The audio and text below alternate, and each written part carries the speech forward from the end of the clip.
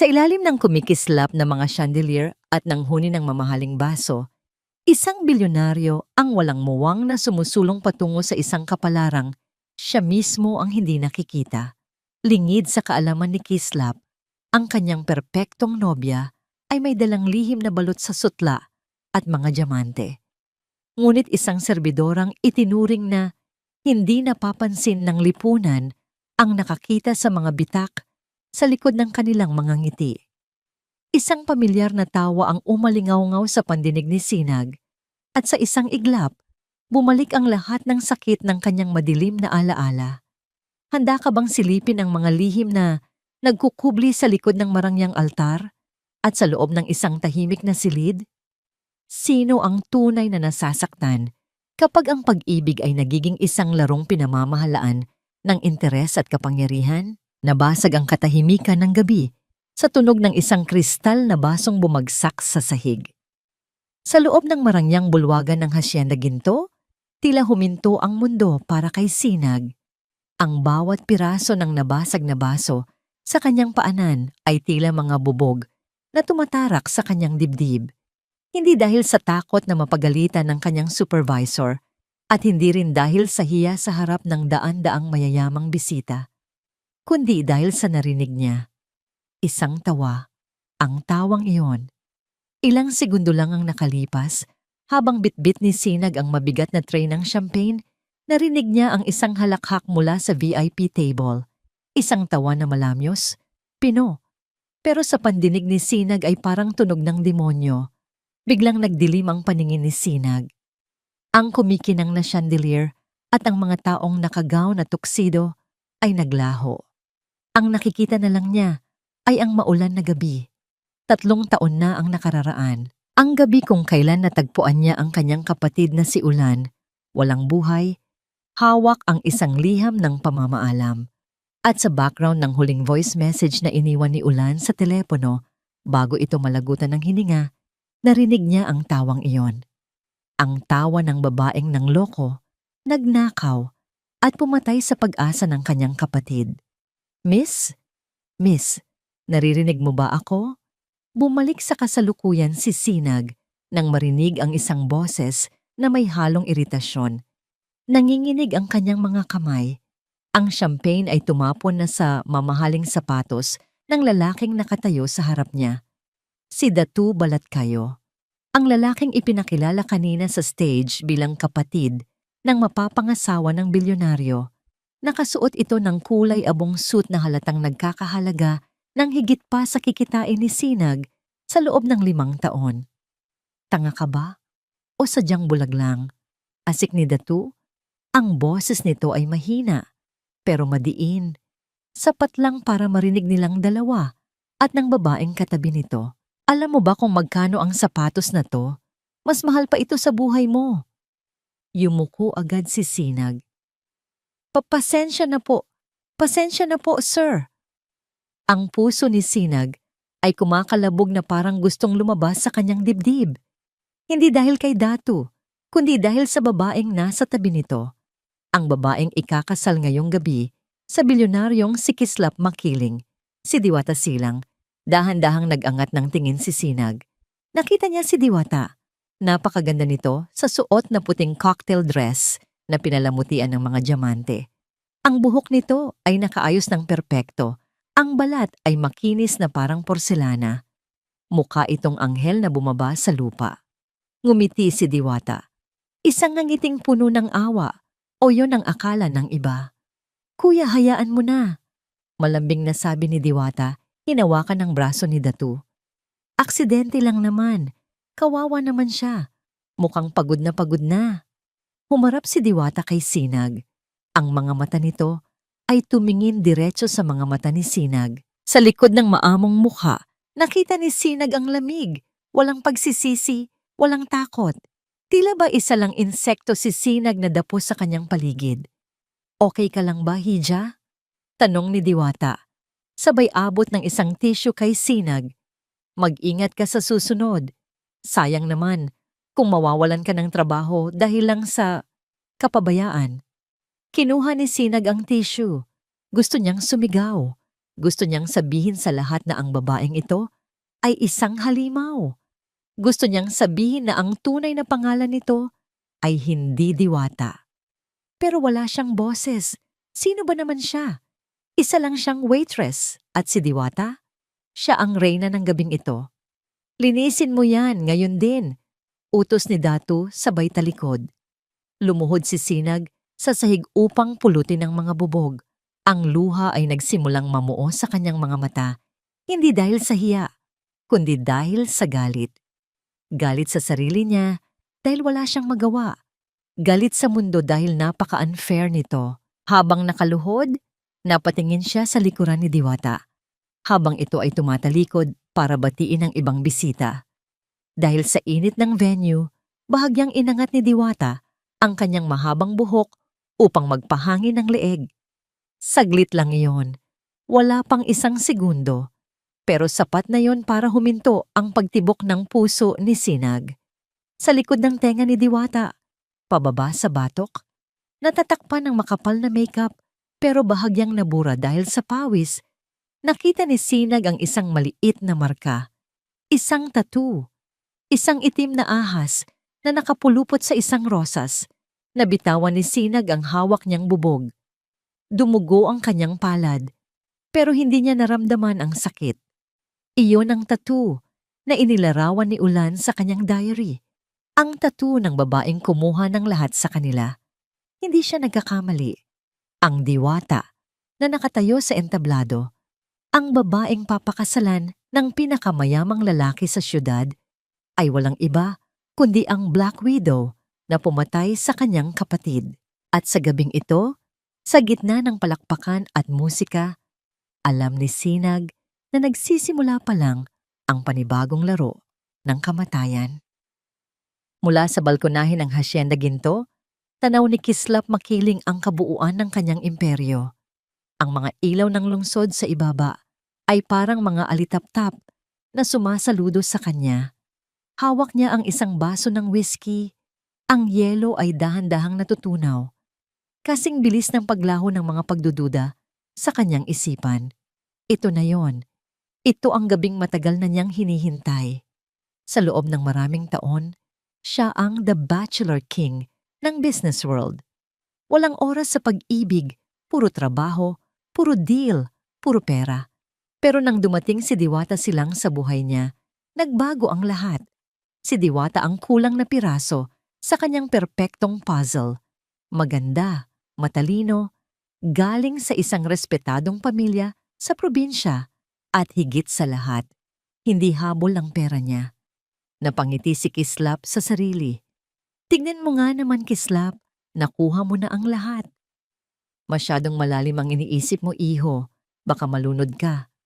Napalingon si Kislap, si Yaya Hinahon, ang matandang babae na nagpalaki sa kanya mula nang maulila siya sa ina. Ang buhok nito ay puting-puti na at ang mga kulubot sa mukha ay mapa ng ilang dekadang pagsisilbi sa pamilya Makiling. Yaya, bati ni Kislap, sabay halik sa noo ng matanda. Masaya lang ako. Tingnan mo ang paligid, perpekto ang gabing ito. Hindi ngumiti si Yaya Hinahon. Sa halip, humigpit ang hawak nito sa baston. Ang mga mata nito ay punong-puno ng pag-aalala. Ang perpekto, Kislap, ay madalas na ilusyon lang. Mahinang sabi ng matanda. Ilang beses ko na bang sasabihin sa'yo? May mali sa babaeng yan. May kakaiba sa mga mata niya kapag hindi ka nakatingin. Napabuntong hininga si Kislap. Ilang linggo na silang nagtatalo tungkol dito. Yaya, please, wag ngayon. Alam kong protective ka lang sa akin, pero mali ang hinala mo kay Diwata. Nakita mo naman kung paano niya alagaan ang mga empleyado, kung paano siya mag-donate sa charity. She's an angel. Ang demonyo man ay dating anghel. Kislap. Matigas na sagot ni Yaya. Ang bilis ng mga pangyayari. Wala tayong masyadong alam sa pamilya niya maliban sa kapatid niyang si Datu na laging nakadikit sa kanya. Iho, nakikiusap ako. Huwag mong ibigay ang lahat ng tiwala mo. Bago pa man makasagot si Kislap, narinig niya ang pag-click ng takong ng sapatos papalapit sa kanila. Honey? Ang boses ni Diwata ay parang musika. Lumapit ito at yumakap sa braso ni Kislap bago bumaling kay Yaya hinahon ng may matamis na ngiti. Yaya, kumain na po ba kayo? Ipinagtabi ko po kayo ng paborito ninyong kare-kare. Tinitigan lang ni Yaya si Diwata nang matalim bago tumalikod nang walang imik at naglakad palayo. Pasensya ka na kay Yaya, bulong ni Kislap, hinahaplos ang likod ni Diwata. Matanda na kasi, masyadong mapaghinala. Naiintindihan ko naman, honey, malaming na sagot ni Diwata. Isinandal ang ulo sa balikat ni Kislap. Mahal na mahal ka niya, kaya siya nagkakaganyan. Hayaan mo, balang araw matatanggap din niya ako ng buong buo. Hinarap ni Kislap si Diwata. Sa ilalim ng liwanag ng buwan, mukha itong panaginip. Paano nagawang pag-isipan ng masama ni Yaya ang babaeng ito? Nga pala, sabi ni Kislap. Ano yung gulo kanina? Sa may VIP table, may nabasag yata? Tumawa ng mahina si Diwata. Wala yon. Isang waitress lang na medyo lampa. Natapunan niya si Kuya Datu, pero kinausap ko na okay na ang lahat. Alam mo naman ako, ayoko ng gulo. Masyado kang mabait, iling ni Kislap. Kung ako yon, pinaalis ko na agad ang babaeng yon. I want perfection in our wedding, Diwata. Walang puwang para sa mga tatanga-tanga. Ngumiti si Diwata, pero may kakaibang kinang sa mga mata nito. Don't worry, my love. Everything goes according to plan. Biglang tumunog ang cellphone ni Kislap sa kanyang bulsa. Isang notification alert. Sunod-sunod. Ting, ting, ting. Kumunot ang noo ni Kislap. Sandali lang, honey. Baka sa opisina. Kinuha niya ang telepono. Binuksan ang email. Nanlaki ang mga mata ni Kislap. Isang alert mula sa bangko. May malaking halaga ng pera. 50 milyong piso. Ang kalilipat lang mula sa account ng kanyang kumpanya papunta sa isang account na hindi pamilyar sa kanya. Ang authorization code ay galing sa kanyang private key na tanging siya at ang mapapangasawa niya lang ang may alam. Bumilis ang tibok ng puso ni Kislap. Tumingin siya kay Diwata. Diwata! Seryosong tawag niya. May alam ka ba dito? May 50 milyong nawala sa construction fund. Transfer to Angel's Haven Foundation? Hindi kumurap si Diwata. Sa halip, dahan-dahan nagnamuo ang luhay sa mga mata nito. Tinakpan nito ang bibig na parang gulat na gulat. Oh my God, honey. Sorry. Sorry kung hindi ko agad nasabi. Hinawakan ni Diwata ang kamay ni Kislap, nanginginig. Tumawag kasi kanina si Sister Teresa, yung ampunan sa probinsya. Nasunog daw ang dormitoryo ng mga bata. Wala silang matulugan ngayong gabi. Naawa ako, Kislap. Alam kong pera mo yon. Pero naisip ko, ano ba naman ang kaunting tulong kumpara sa buhay ng mga bata? Tumulo ang luha sa pisngi ni Diwata. Galit ka ba? Ibabalik ko na lang kung gusto mo. Ibebenta ko ang mga alahas ko. Napatigil si Kislap. Nakonsensya siya bigla. Ang babaeng ito nagmamalasakit sa mga ulila. Tapos pinagdudahan niya dahil lang sa pera. 50 milyon ay barya lang sa kanya, pero buhay ang kapalit para sa iba. Napabuntong hininga si Kislap at niyakap si Diwata ng mahigpit. Shh! Tahan na! Hindi ako galit. Nagulat lang ako. You have a good heart, Diwata. Kaya nga kita pakakasalan. Salamat, honey. Bulong ni Diwata sa dibdib ni Kislap. Habang yakap siya ni Kislap, hindi nakita ng bilyonaryo ang pagbabago sa mukha ng kanyang kasintahan. Dahil sa likod ni Kislap, ang umiiyak na mukha ni Diwata ay biglang naging blangko. At dahan-dahan, sumilay ang isang malamig at matagumpay na ngiti. Pinaalis na si Sinag. Matapos ang insidente, mabilis siyang tinawag ng kanyang supervisor. Sa isang sulok na malayo sa mga bisita, binigyan siya ng sahod para sa gabing iyon at sinabihang umuwi na. Walang tanong, walang paliwanag. Sa mundo ng mayayaman, ang isang pagkakamali ay sapat na para burahin ka. Nakatayo ngayon si Sinag sa labas ng malaking gate ng Hacienda Ginto. Ang malamig na hangin ng gabi ay dumadampi sa kanyang pisngi, pero hindi nito napapawi ang init ng galit at takot sa kanyang dibdib. Mula sa kinatatayuan niya, dinig pa rin niya ang mahinang tugtog ng musika at ang masayang tawanan mula sa loob. Isang ibang mundo. Isang mundo kung saan ang isang demonyo ay nagpapanggap na anghel. Tumingin siya sa kanyang palad.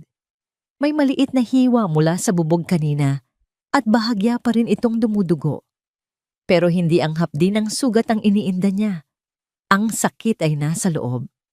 Ulan, kapatid ko. Biglang bumalik sa kanyang alaala ang imahe ng kapatid niya, nakangiti, punong-puno ng pangarap. Isang binatang arkitekto na umibig sa maling babae, isang babaeng may tattoo na ahas, isang babaeng kumuha ng lahat ng ipon nito at pagkatapos ay iniwan itong baon sa utang at kahihiyan. Hindi ko hahayaang maulit to. Hindi siya pwedeng umuwi. Hindi siya pwedeng manahimik na lang. Paano kung ang susunod na biktima ay hindi lang mawawalan ng pera? Paano kung buhay na mismo ni Kislap Makiling ang kapalit? Isang desisyon ang nabuo sa kanyang isipan. Isang desisyon na nagpatigil sa panginginig ng kanyang mga tuhod at nagbigay ng tapang sa kanyang puso. Kailangan niyang makausap si Kislap Makiling kahit ito na ang huling bagay na gagawin niya. Alam niyang imposible siyang makapasok ulit sa main entrance. Kaya't naglakad siya paikot sa gilid ng mataas na pader ng hasyenda. Bilang isang staff, alam niya ang mga daanang hindi alam ng iba. May isang maliit na service gate sa likod, malapit sa kusina, na madalas ay walang bantay. Dahan-dahan, halos gumapang sa dilim, nagtago siya sa likod ng mga halaman at malalaking paso. Bawat kaluskos ng dahon ay parang dagundong sa kanyang pandinig. Sa wakas, narating niya ang VIP parking area. Isang hiwalay na lugar para sa pinakamahahalagang bisita. At nandoon nga, ang itim na luxury car ni Kislap Makiling. Kumikinang sa ilalim ng ilaw ng poste, parang isang mabangis na hayop na nag-aabang. Nag-antay si Sinag sa likod ng isang malaking haligi. Ilang minuto na, parang habang buhay, hanggang sa natanaw niya ang isang pamilyar na anino na papalapit. Si Kislap Makiling, mag-isang naglalakad patungo sa kanyang sasakyan, abala sa kanyang cellphone. Ito na ang pagkakataon niya. Mr. Makiling! Huminto si Kislap at lumingon, kumunot ang noo. Nakilala siya nito, ang serbidorang Lampa. Ikaw na naman? Malamig na tanong ni Kislap. Ang boses ay puno ng pagkainis. Anong ginagawa mo dito? Hindi ba't pinaalis ka na? Lumabas si Sinag mula sa kanyang pinagtataguan. Sandali lang po, sir. Pakiusap. Kailangan niyo pong makinig sa akin. Nasa panganib po ang buhay ninyo. Tumawa si Kislap, isang tawang mapang insulto. Panganib? At sino ka para sabihin sa akin yan? Isa ka bang manghuhula? Ang babaeng pakakasalan ninyo. Si Diwata. Nanginginig ang boses ni Sinag. Isa siyang manloloko. Isa siyang kriminal. Nawala ang nangiti sa mukha ni Kislap. Napalitan ito ng matigas at nakakatakot na ekspresyon. Lumapit ito sa kanya. Ang bawat hakbang ay mabigat. Ano ang sinabi mo? Ulitin mo nga. Totoo po ang sinasabi ko. Giit ni Sinag. Lumalakas na ang loob. May kapatid ako. Namatay siya dahil sa babaeng yan. Niloko niya. Ninakawan. Hanggang sa wala nang natira sa kanya. May tattoo siya sa batok. Isang ahas. Tinitigan siya ni Kislap mula ulo hanggang paa. Na para bang isa siyang basura. Ang tingin nito ay mas masakit pa sa sampal. Magkano? Tanong ni Kislap. Ang boses ay kalmado pero puno ng lason. Magkano ang kailangan mo para tumahimik at mawala sa paningin ko? Sige, sabihin mo. 50,000? 100,000? Gusto mong maging milyonarya ngayong gabi? Umiling si Sinag. Tumutulo na ang luha sa kanyang mga mata. Hindi po pera ang habol ko. Gusto ko lang po kayong iligtas. Pero hindi na nakikinig si Kislap, dinukot nito ang kanyang wallet. Kumuha ng ilang piraso ng 1,000 piso. At sa harap mismo ni Sinag, walang pakundangang inihagis ni Kislap ang pera sa lupa. Kumalat ang mga ito sa paanan ni Sinag na parang mga tuyong dahon. "Iyan lang ba ang halaga ng kwento mo?" sabi ni Kislap. Ang bawat salita ay parang patalim. "Kunin mo yan at umalis ka na. Simula ngayon, tanggal ka na sa trabaho." Tumalikod na si Kislap para sumakay sa kotse. Pero huminto ito at muling nagsalita ng hindi lumilingon. "At isa pa," dagdag niya, ang boses ay puno ng galit at pagkasuklam. "Wag na wag mo nang babanggitin ang pangalan ni Diwata. Hindi ka karapat-dapat." Sumakay si Kislap sa kanyang sasakyan. Umugong ang makina at sa isang iglap, pinaharurot niya ito paalis. Iniwan si Sinag na nakatayo mag-isa sa dilim, napapaligiran ng perang simbolo ng kanyang kahihiyan at kabiguan. Mabilis ang pagpapatakbo ni Kislap sa kanyang sasakyan. Pilit na iniiwan sa likuran ang imahe ng serbidorang umiiyak sa gitna ng kalsada. Galit siya. Galit siya dahil pakiramdam niya ay nilalapastangan ng babaeng yon ang pinakaimportanteng tao sa buhay niya. Pero habang humahaba ang kalsada, unti-unting humuhupa ang kanyang galit at napapalitan ng isang kakaibang bigat sa dibdib. Ang mga mata ng babaeng iyon? Sinag. Hindi iyon ang mga mata ng isang taong nangingikil. Nakakita na si Kislap ng maraming manloloko sa mundo ng negosyo. Kabisado niya ang bawat galaw, bawat kislap ng mata, at bawat kasinungalingan. Pero ang nakita niya sa mga mata ni Sinag ay puro pasakit. Parang isang taong nalulunod na pilit na kumakapit sa huling pagkakataon. May tattoo siya sa batok, isang ahas. Paulit-ulit na bumabalik ang mga salitang yon sa kanyang isipan. At kasabay nito, naaalala niya ang 50 milyong piso na biglang nawala sa kanyang account kanina. Ang paliwanag ni Diwata ay sapat na sana para sa kanya. Pero bakit ngayon? Parang may kung anong tinik na nakatira sa kanyang utak. Bakit kailangang ilihim ni Diwata ang tungkol sa donasyon kung wala naman itong masamang intensyon? Pagdating niya sa kanyang opisina sa Hacienda Ginto, bumagsak siya sa kanyang upuan. Ang paligid ay tahimik, pero ang isip niya ay parang isang digmaan. Napansin niya ang isang brown envelope na nakapatong sa ibabaw ng kanyang mesa. Wala itong pangalan, walang sulat sa labas. Dahan-dahan niya itong binuksan. Ang unang lumabas ay isang luma at medyo kupas na litrato. Isang batang lalaki na nakangiti. May hawak na diploma. Sa likod ng litrato, may nakasulat na maikling mensahe. "Ulan Malaya, ang kapatid kong pinatay ng taong mahal mo.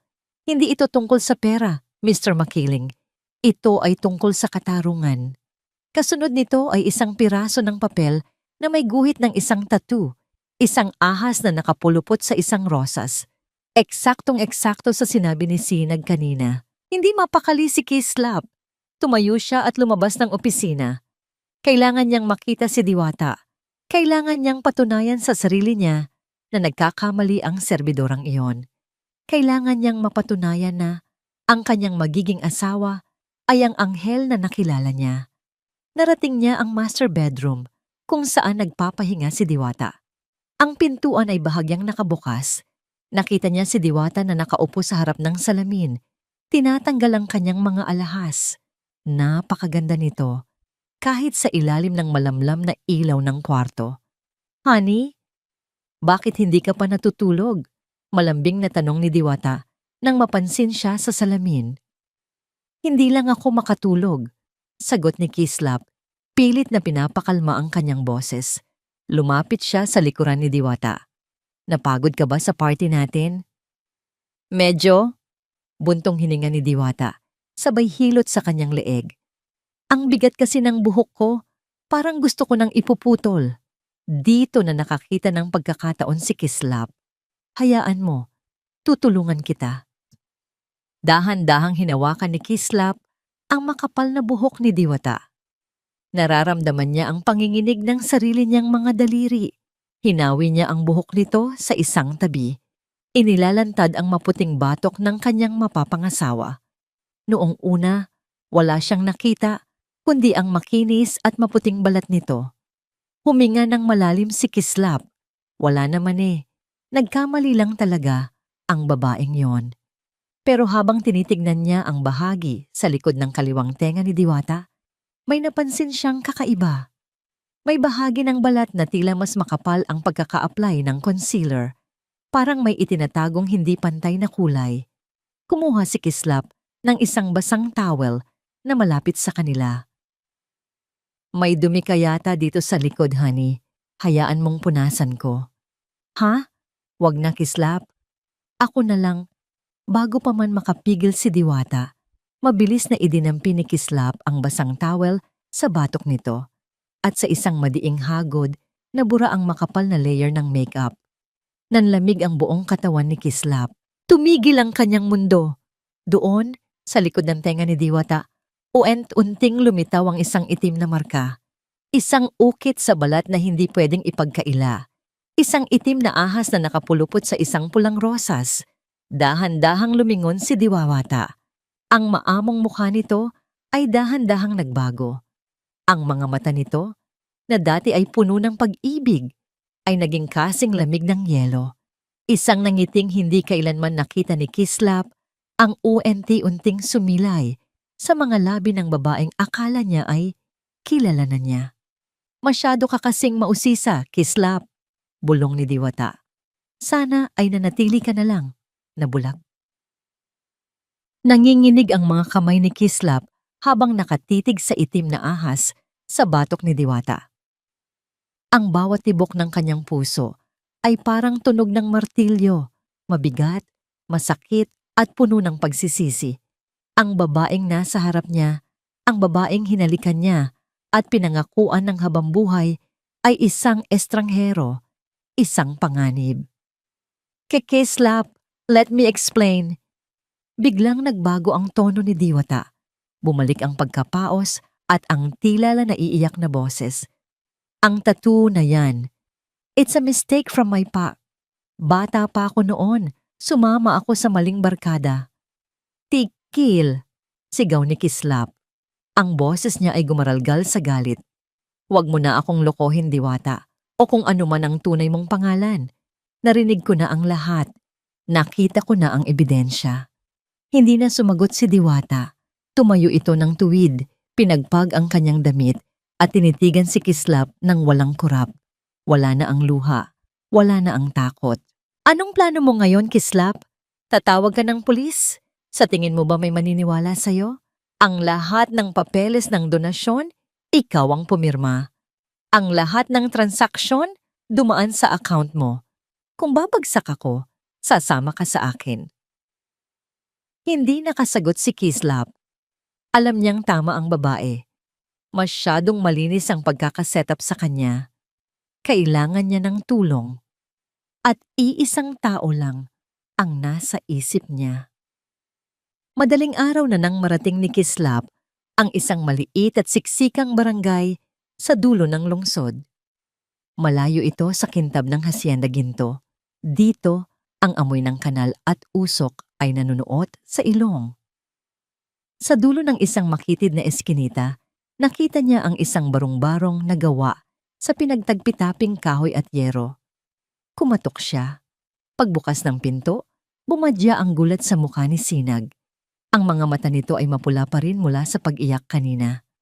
Mr. Makiling, anong ginagawa niyo dito? Hindi nakapagsalita agad si Kislap.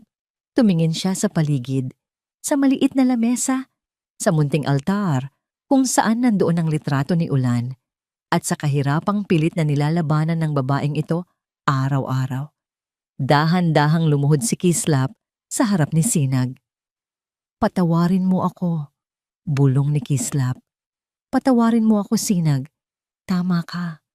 Nakita ko na ang tattoo. Nabigla si Sinag. Hindi niya akalaing ang mataas na bilyonaryo ay luluhod sa marumi niyang sahig. Sir, Tumayo po kayo. Hindi ako aalis hanggat hindi mo ako tinutulungan, sabi ni Kislap, tumitingala sa kanya ng may pagsusumamo. Gusto ko silang pabagsakin. Gusto kong makuha ang hustisya para sa kapatid mo. Pero kailangan ko ng saksi. Kailangan ko ang tulong mo. Pinunasan ni Sinag ang kanyang luha at tumango. Gagawin ko ang lahat, sir, para kay Ulan. Bumalik sila sa Hacienda Ginto bago sumikat ang araw. Ayon sa plano ni Sinag, bukas ang kasal at siguradong mag-uusap si Diwata at ang kasabwat ni Nitong si Datu bago ang seremonya. Ang paboritong lugar nila para magplano? Ang loob ng sasakyan. Doon nila nararamdamang ligtas sila at walang makakarinig. Sigurado ba kayo dito, sir? Tanong ni Sinag habang binubuksan ang compartment o cup ng itim na limousine na gagamitin sa kasal. Maliit lang ang espasyo dito. Baka hindi kayo makahinga. Kaya ko to. Seryosong sagot ni Kislap. Hawak niya ang kanyang cellphone na nakaset sa high-quality voice recording. Dito ko sila mahuhuli. Dito ko maririnig ang pag-amin nila. Mag-iingat po kayo. Bulong ni Sinag. Hahantayin ko ang signal niyo sa loob ng simbahan. Kasama ko si Yaya Hinahon. Siya ang magpapasok sa akin. Tumango si Kislap.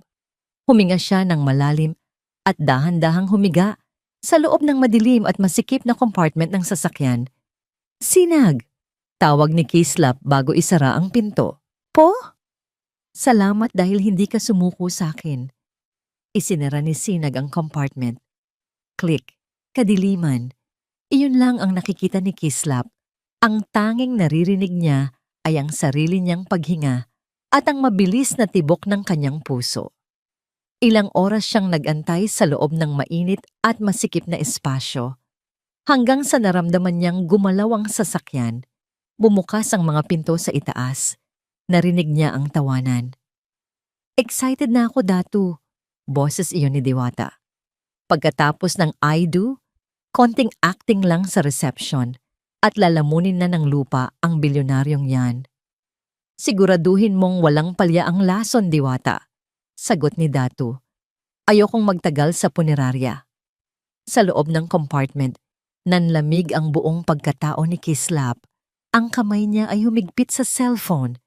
Nagsisimula na ang kumpisal na magpapabago sa lahat. Ang bawat minuto sa loob ng compartment ay parang isang taon para kay Kislap. Ang hangin ay manipis, amoy katad at langis, at ang init ay unt-unting gumagapang sa kanyang balat. Basang-basa na ng pawis ang kanyang mamahaling barong, pero hindi niya ito alintana. Ang tanging mahalaga ay ang cellphone na nakatutok sa maliit na siwang ng ventilation vent ng sasakyan. Biglang narinig ni Kislap ang malakas na pagsara ng mga pinto. Umuga ang limousine. Sa wakas, buntong hininga ni Diwata. Wala na ang malambing at mahinhin na boses. Ang naririnig ni Kislap ngayon ay isang boses na puno ng pagkabagot at puot. Akala ko hindi na matatapos ang pagpapanggap na yon. Nakakangalay magsuot ng ganitong kabigat na gown para sa isang lalaking kasing boring ni Kislap. Tiis lang, Diwata, sagot ni Datu, at narinig ni Kislap ang tunog ng pagsindi ng lighter. Ilang oras na lang, asawa ka na ng isang patay na bilyonaryo. Isipin mo na lang ang mga isla na mabibili natin sa perang makukuha mo. Nanigas ang buong katawan ni Kislap. Ang kanyang mga kuko ay bumaon sa kanyang palad. Sigurado ka ba sa lason, Datu? Tanong ni Diwata. Ayokong magmukhang kahina-hinala. Dapat magmukha itong heart attack sa gitna ng reception. Gusto kong makita ang mukha ng mga bisita habang humihandusay ang Prince Charming nila sa sahig. Don't worry, tawa ni Datu. Gaya lang yan ang ginawa natin sa arkitektong yon sa probinsya. Si Ulan, di ba? Isang patak lang sa baso at kusa silang bibigay. Ang kaibahanan lang, si Kislap ay mas malaking isda. 50 million? Barya lang yan sa makukuha natin kapag nailipat na ang lahat ng ari-arian niya sa pangalan mo. Sa loob ng madilim na cup, naramdaman ni Kislap ang isang matinding hapdi sa kanyang puso, hindi lang dahil sa pera, kundi dahil sa katotohanang binuo nila ang kanilang pag-ibig sa ibabaw ng mga bangkay ng mga inosenteng tao. Naalala niya ang mukha ni Sinag, ang desperasyon nito, ang luha nito. Ngayon, naiintindihan na niya kung gaano kalalim ang sugat na iniwan ng mga halimaw na ito. Masyadong naging kampante si Kislap, patuloy ni Diwata, at narinig ni Kislap ang tunog ng kanyang pag-aayos ng makeup. Akala niya talaga, mahal ko siya. Hindi niya alam, bawat halik ko sa kanya ay nagpapasuka sa akin. At yung serbidorang yun, yung Sinag, buti na lang at tinanggal niya. Masyadong matalas ang pang-amoy ng babaeng yon, parang aso. Hayaan mo na ang basurang yon, sagot ni Datu. Nakaredy na ang mga papeles. Pagkatapos ng seremonya, pipirmahan niya ang marriage contract na may kasamang waiver para sa power of attorney. Doon na magtatapos ang swerte ni Kislap Makiling. Tumigil ang sasakyan. Naramdaman ni Kislap ang paghinto ng makina. Ang ingay ng mga kampana ng simbahan ay abot pakinig na sa loob. Handa na ba ang acting mo, Mrs. Makiling? Pangungutya ni Datu. Of course, sagot ni Diwata at narinig ni Kislap ang muling pagbabalik ng kanyang malaanghel na boses. Ito na ang huling martsa ko bilang byuda. Pagbaba ko sa sasakyang ito, ako na ang pinakamayamang babae sa bansa at si Kislap, siya na ang pinakamayamang bangkay sa sementeryo. Bumukas ang pinto ng sasakyan at narinig ni Kislap ang paglabas ng dalawa. Muling bumalik ang katahimikan sa loob ng compartment maliban sa mabilis na tibok ng kanyang puso. Nakarecord ang lahat. Ang bawat salita, ang bawat plano ng pagpatay, at ang pag-amin sa pagkamatay ni Ulan. Hawak na ni Kislap ang armas para tapusin ang lahat. Pero habang nakahiga siya sa dilim, isang tanong ang bumabagabag sa kanya. Magagawa ba niyang lumabas sa compartment na ito ng buhay bago pa maibigay ni Diwata ang huling lason? Ang bawat hakbang ni Sinag sa loob ng katedral ay parang paglalakad sa ibabaw ng manipis na salamin.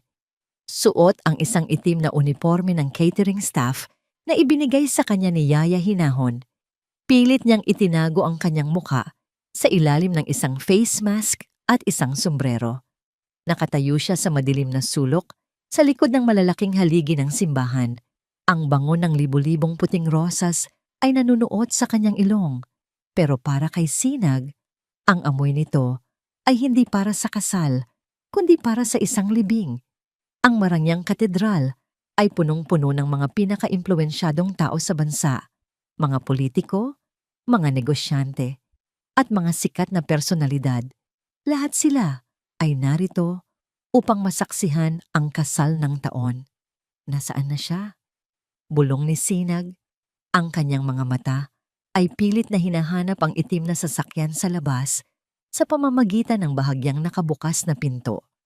Huwag kang malikot, Sinag. Mahinang saway ni Yaya Hinahon na nakatayo sa tabi niya. Kunwari ay inaayos ang mga bulaklak. Ang kamay ng matanda ay nanginginig din, pero ang kanyang mga mata ay matapang. Nakalabas na si Kislap sa sasakyan bago pa ito pumasok sa main gate. Pumasok siya sa sacristy para mag-ayos. Huwag kang mag-alala, ligtas ang alaga ko. Huminga ng malalim si Sinag. Yaya, paano kung hindi gumana ang plano? Paano kung sakta nila si Mr. Makiling bago pa siya makapagsalita?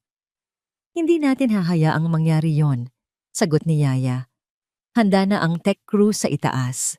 Ang audio file na nakuha ni Kislap ay naka-upload na sa system. Hinihintay na lang nila ang signal. Biglang tumunog ang organista. Isang malakas at solemneng himig ang pumuno sa buong katedral. Ang wedding march. Bumukas ang malaking pinto ng simbahan. Doon, sa gitna ng liwanag na nagmumula sa labas, nakatayo si Diwata Silang. Napakaganda niya. Ang kanyang mahabang puting gown ay kumikinang. Ang belo niya ay parang ulap na humahalik sa sahig. Sa tingin ng lahat, siya ang perpektong bride.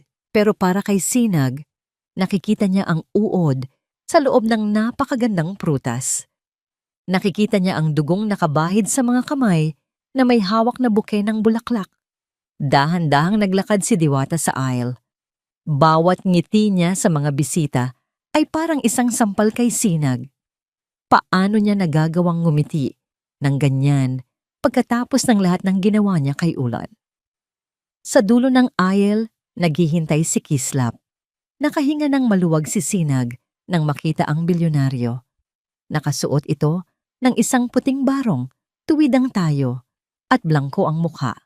Pero alam ni Sinag na sa likod ng katahimikang iyon ay isang bagyong handang sumabog. Nang makarating si Diwata sa harap ni Kislap, kinuha ng lalaki ang kamay ng babae. Nakita ni Sinag ang bahagyang pag-atras ng balikat ni Kislap, isang senyales ng pagkasuklam na siya lang ang nakakaintindi. Nagsimula ang seremonya. Ang boses ng pari ay umaalingaw-ngaw sa katahimikan ng simbahan. Ang bawat salita tungkol sa katapatan, pag-ibig at habambuhay ay parang isang malupit na biro para sa kanilang tatlo na nakakaalam ng katotohanan.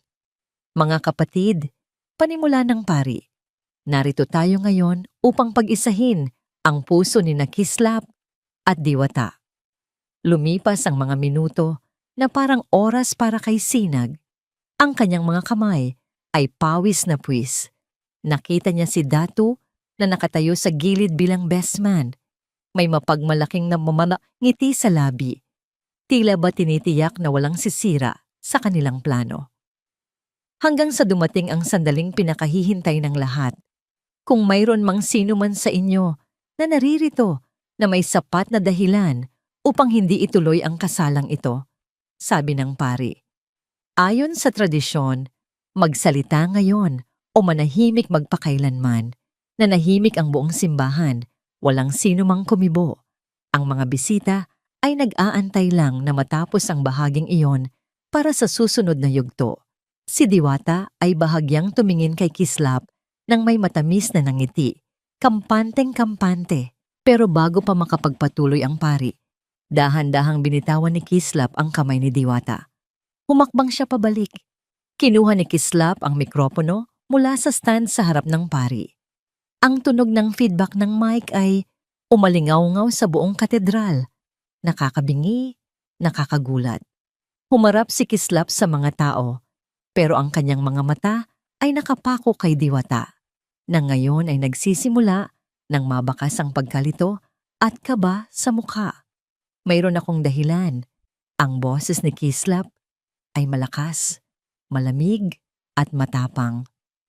At hindi lang ito isang dahilan. Ito ay isang hatol. Nabaling ang lahat ng atensyon kay Kislap. Ang mga bulong-bulungan ay parang mabilis na apoy na kumalat sa bawat sulok ng katedral. Ang mga cameraman ng mga news outlet na naroon para i-cover ang kasal ng taon ay mabilis na itinutok ang kanilang mga lens sa altar. Honey! Pilit nang ngumiti si Diwata kahit na ang kanyang labi ay nagsisimula ng manginig. Hinawakan niya ang braso ni Kislap. Anong biro ito? Pagod ka lang siguro. Ituloy na natin ang seremonya. Nakakaya sa mga bisita. Huwag mo na akong tawaging honey, Diwata, sabi ni Kislap, sabay tapik sa kamay ng babae para alisin ito sa kanyang braso. Ang kanyang boses ay umalingaw-ngaw sa mga speaker, malamig at walang bahid ng pag-aalinlangan. O baka mas gusto mong tawagin kitang Black Widow? Napaatras si Diwata. Ang kanyang mukha na kanina ay kasing puti ng kanyang gown ay biglang naging abo ang kulay. Hindi ko alam ang sinasabi mo.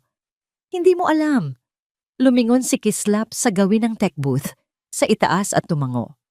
Pwes, hayaan mong ipaalala ko sa'yo. Biglang naputol ang solemneng musika ng simbahan. Napalitan ito ng isang static na tunog at pagkatapos ay isang boses na pamilyar sa lahat ng naroon. Ang boses ni Diwata. Isang halik ko sa kanya ay nagpapasuka sa akin. At yung serbidorang yon, yung Sinag, masyadong matalas ang pang-amoy ng babaeng yon. Parang aso. Ang buong katedral ay naging kasing tahimik ng sementeryo. Ang mga bisita ay tila hindi makahinga. Ang boses sa recording ay nagpatuloy, mas malinaw, mas malupit.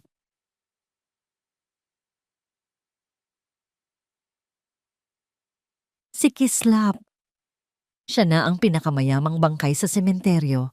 Isang patak lang sa baso at kusa silang bibigay. Gaya lang yan ng ginawa natin kay Ulan. Hindi!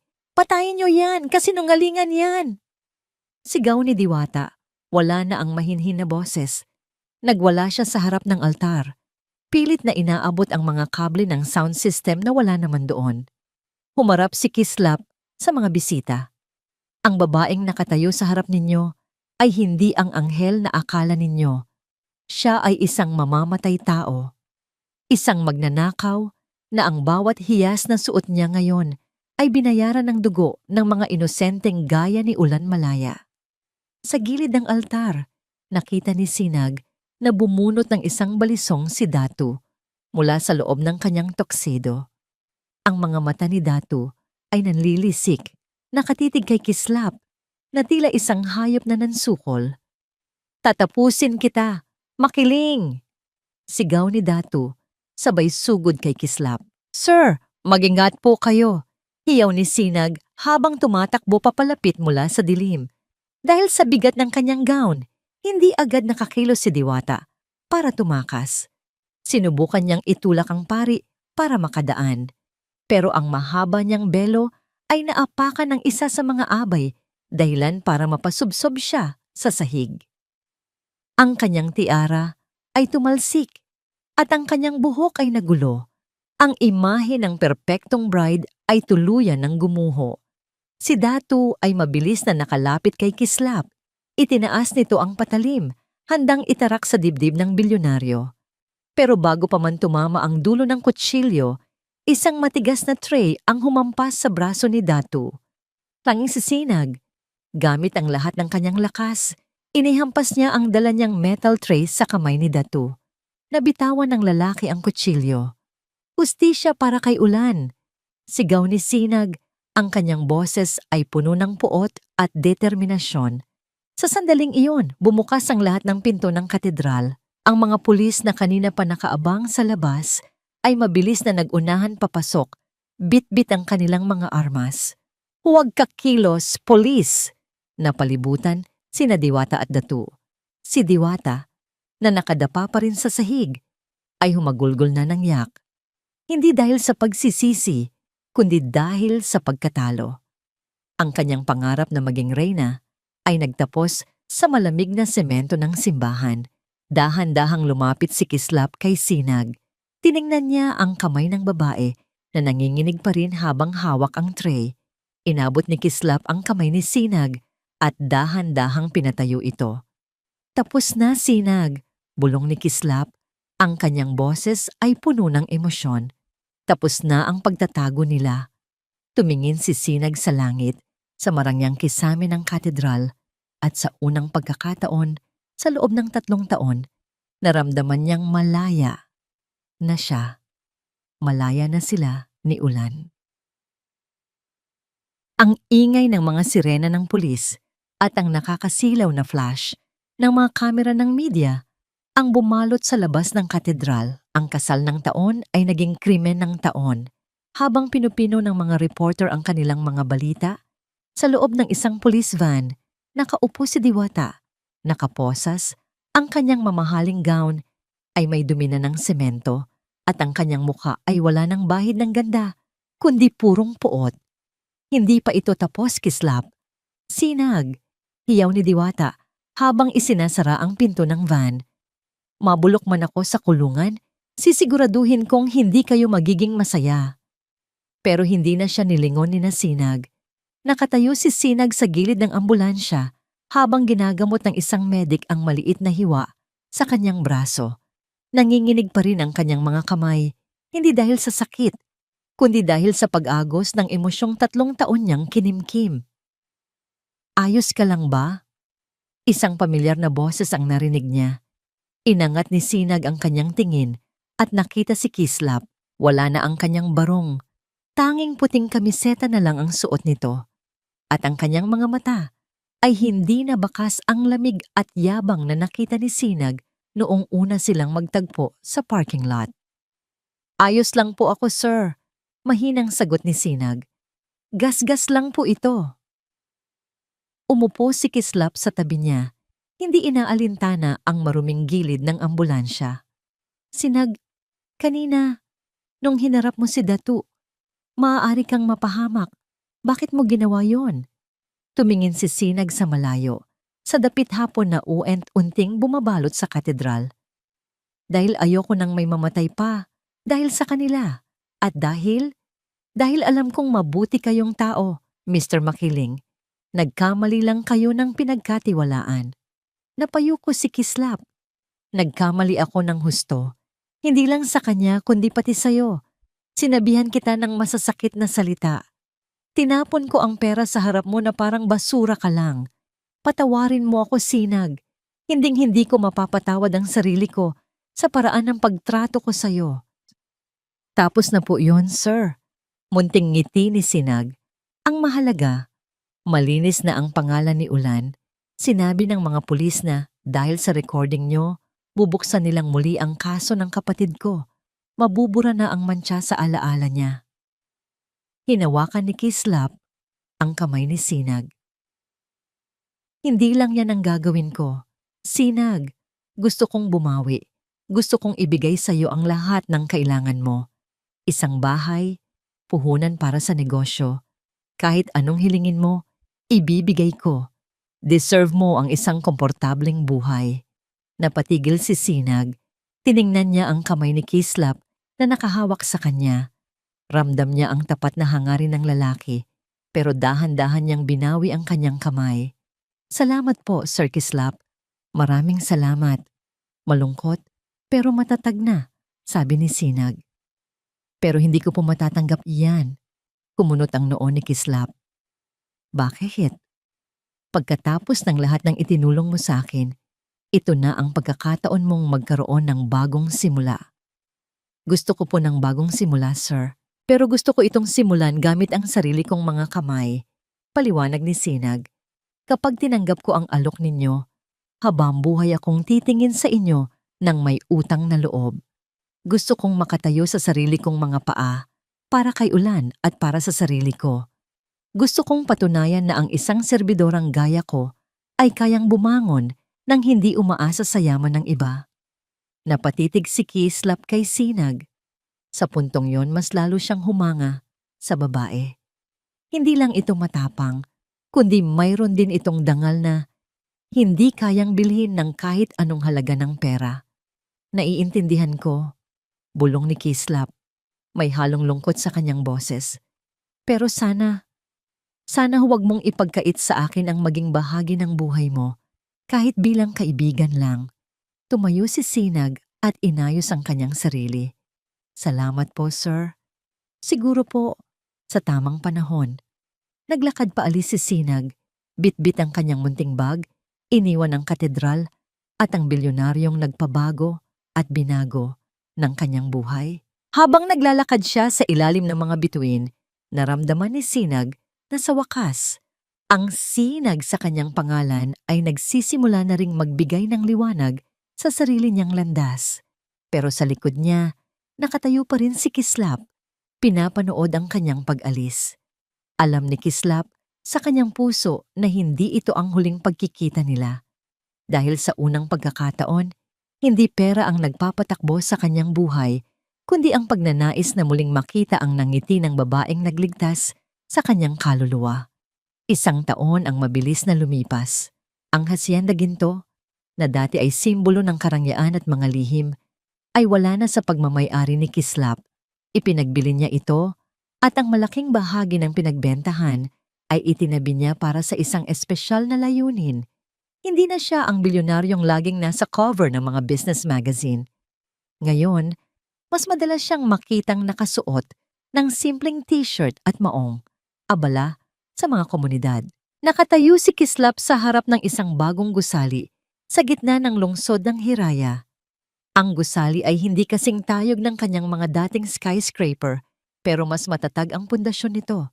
Sa itaas ng pinto, nakasulat sa mga titik na ginto, Sinag Foundation, liwanag sa mga biktima ng pandaraya. Ito ang kanyang panata, isang sentro na nagbibigay ng legal na tulong, psychological counseling, at financial support para sa mga taong nabiktima ng mga grupong gaya ng Kinadiwata at Datu. Handa na po ang lahat, Sir Kislap. Bungad ni Yaya Hinahon na ngayon ay nagsisilbing head ng volunteer kitchen ng foundation.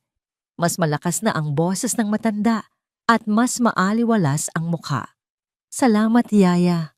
Munting nangiti ni Kislap. Dumating na ba siya? Eksakto sa kanyang pagtatanong, isang puting sasakyan ang huminto sa tapat. Bumukas ang pinto at lumabas ang isang babaeng tila binago na rin ng panahon. Si Sinag. Wala na ang kanyang uniforme ng serbidora. Suot niya ang isang eleganteng kulay asul na dress na abot hanggang tuhod.